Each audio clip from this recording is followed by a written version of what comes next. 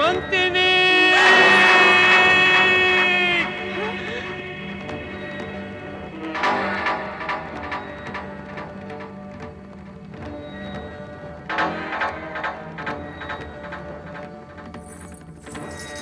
क्या हुआ स्वामी? क्या हुआ? क्या हुआ राजकुमार? आप अचानक इस तरह विचलित क्यों होने लगे? क्या हुआ? आपका स्वास्थ्य तो ठीक है ना? अरे कोई वैद्य राज को बुलाओ। क्या हुआ स्वामी? क्या हुआ? क्या हुआ आपको? कुछ तो बोलिए। मुझे कुछ धीरे धीरे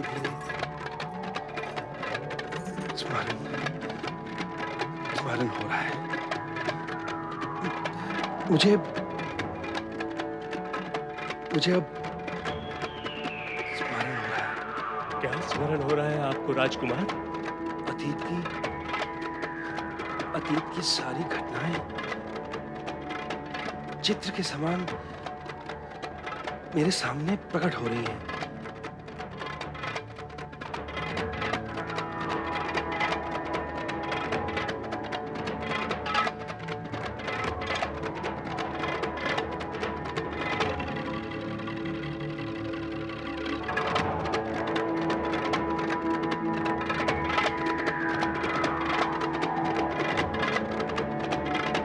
किंतु कुछ कहे तो, क्या है वे घटनाएं जो आपके सामने चित्र की भांति प्रकट हो रही हैं?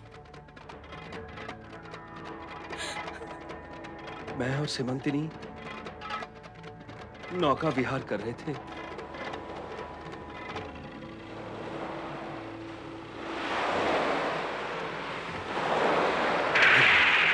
फिर एक भयंकर तूफान आया, नाव उलट गई। हम दोनों ने एक दूसरे का हाथ थामने का बहुत प्रयत्न भी किया, पर कुछ न कुछ हम दोनों अलग हो गए। भाग्य के खतरे खाता हुआ मैं यहां नागलोक तक आ पहुंचा, पर उस बेचारी सीमंतिनी को तो वहां वैधव्य का आरोप सहन करना पड़ रहा होगा ना? सीमंतिनी? कौन सीमंतिनी? मेरी पत्नी सीमंतिनी।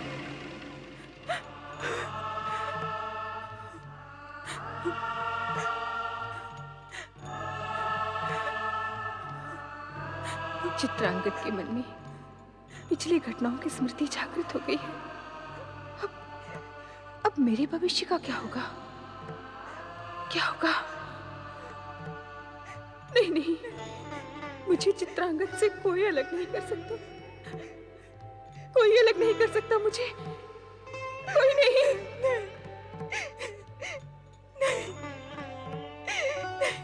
भोलेनाथ, मैं आपकी शरण में आ रही हूँ।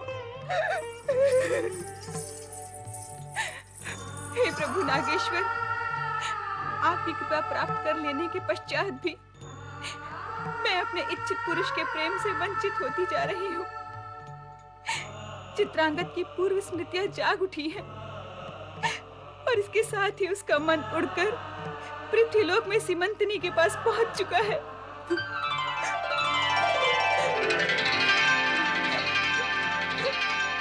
नागकन्या मणिभद्रा, लगता है तुमने मुझे पहचाना नहीं। नागकन्या, मैं शिव संगिनी पार्वती हूँ और भगवान शिव की इच्छा से ही यहाँ प्रकट हुई हूँ। प्रणाम माता। आपने मेरी प्रार्थना भी अवश्य सुन ली होगी माता। चित्रांगद की पूर्व स्मृतियां जागृत होने से भगवान शिव की कृपा मेरे लिए व्यर्थ होकर रह गई है। यह भ्रम है तुम्हारा।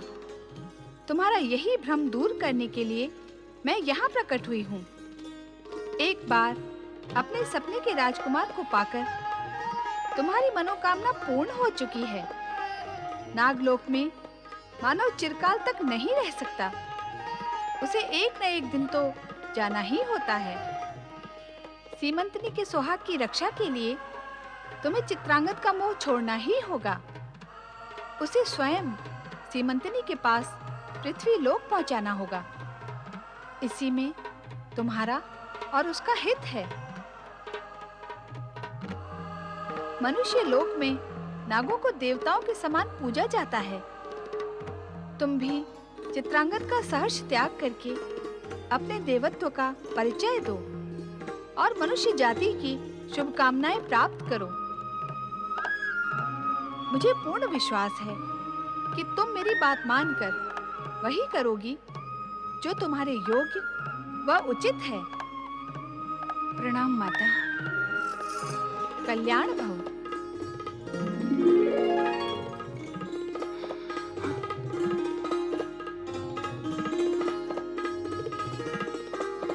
आपने सत्य कहा माता। मुझे वही करना होगा जो मेरे लिए योग्य एवं उचित है। ओम नमः शिवाय।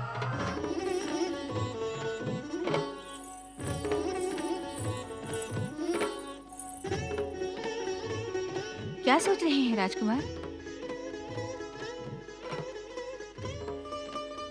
आपने मेरी बात का उत्तर नहीं दिया।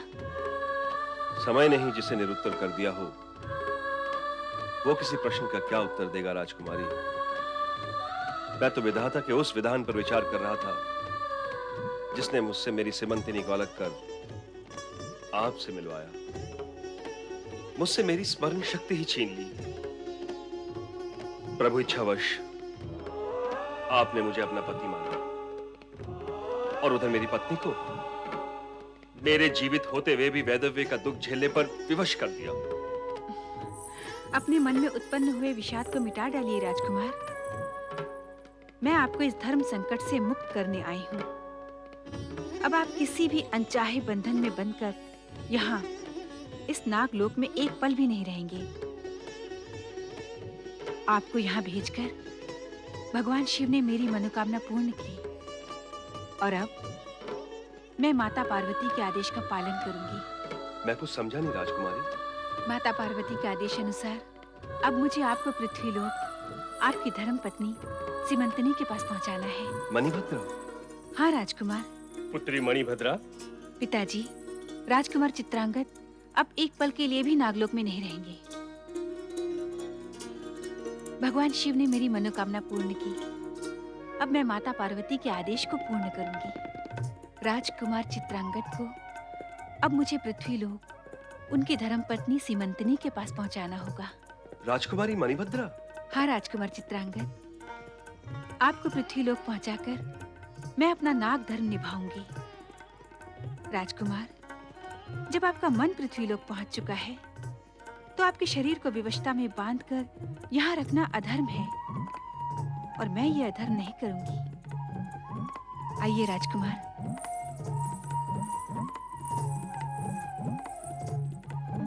ओम पार्वती पतये नमो नमः।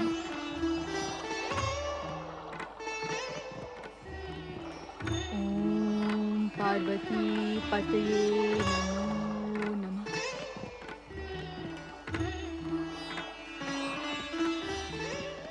हे माता पार्वती, मुझ पर दया करो। अपना वचन पूरा करो माँ। मेरा सुहाग मुझे लौटा दो। मेरे स्वामी को मुझे लौटा दो माँ।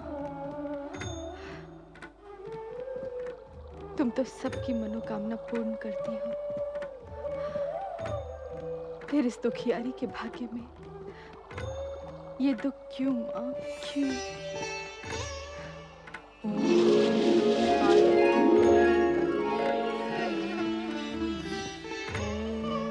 पार्वती पतिये नमो नमः।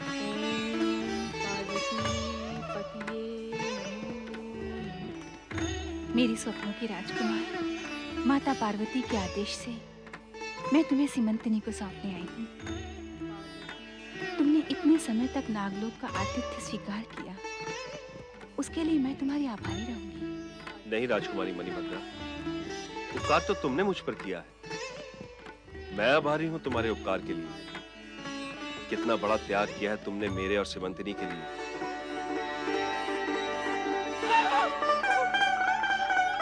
स्वामी, स्वामी,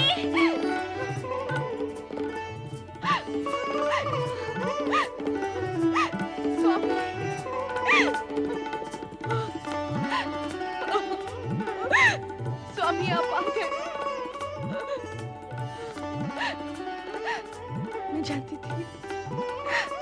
मैं जानती थी कि आप अवश्य आएंगे।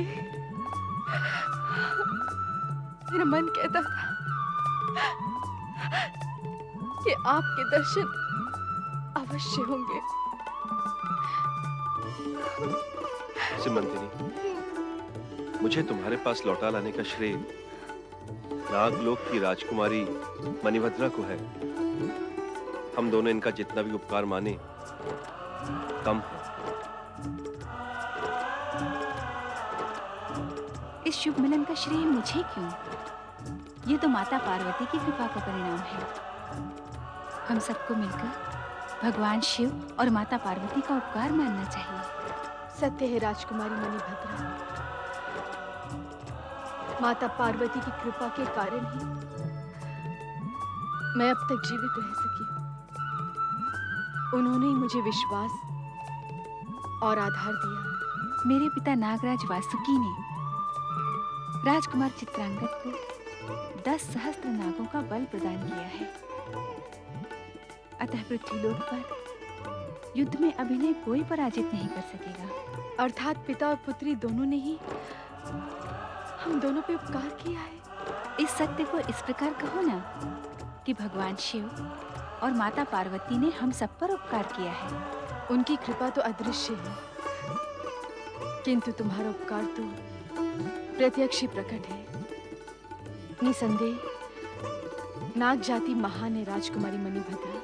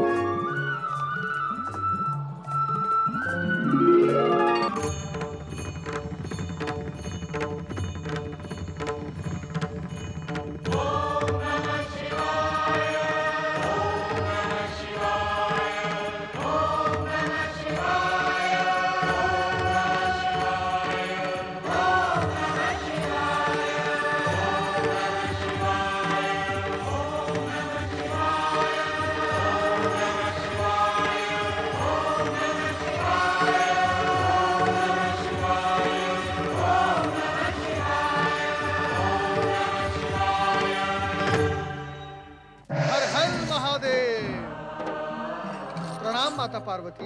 आओ नारद, आज प्रश्न लेकर आए हो अथवा सूचना? भोलेनाथ, मैं आज न प्रश्न लाया हूँ न सूचना। आज तो मैं केवल आश्चर्य लेकर आया हूँ। क्या कहा नारद? आश्चर्य लाए हो? माता, आप मेरे लाए आश्चर्य पर इतना आश्चर्यचकित क्यों हो रही है? मैं तो स्वयं आप दोनों की कृपा पर आश्चर्यचकित हूँ। आप दोनों ने अपनी लीला का प्रसार कर सीमंतिनी और नागकन्या दोनों की इच्छा पूर्ण की। आपने नाग जाति को महानता की श्रेणी में पहुंचाया और आप ही की प्रेरणा से नागकन्या ने महान त्याग भी किया। ये सब आपकी कृपा और लीला का आश्चर्यजनक परिणाम नहीं तो फिर और क्या है? ये हमारी कृपा का नहीं, आराधक की आराधना का परिणाम है नारद। सच्चे मन से की गई भक्ति और आराधना का फल अवश्य ही मिलता है। यदि मैंने भोलेनाथ की भक्ति ना की होती तो मेरी आराधिका सीमंतिनी सुहागिन होते हुए भी वैधव्य का कलंक ढोती रह जाती। उसे उसका पति चित्रांगद कभी प्राप्त ही नहीं होता। देवी पार्वती, सीमंतिनी और नागकन्या मणिभद्रा की इच्छा पूर्ति और त्याग में हम दोनों का